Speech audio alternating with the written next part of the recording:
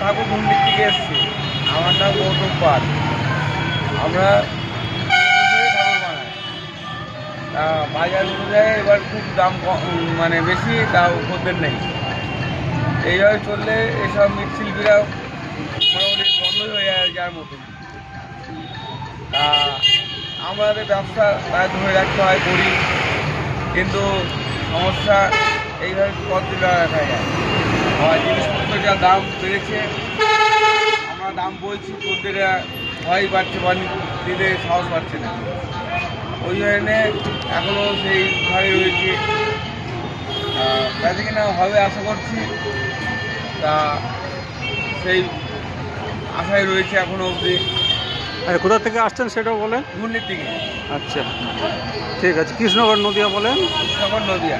আচ্ছা, সে ঠাকুরের ছবিগুলো নিয়ে এখনই দিয়ে দিচ্ছি ইউটিউবে। প্রত্যেক বছরই বসে। হ্যাঁ হ্যাঁ, আমরা প্রত্যেক বছরই এখানে বসি। আচ্ছা আচ্ছা। আবার লক্ষ্মী করি, বিশ্বকর্মা করি।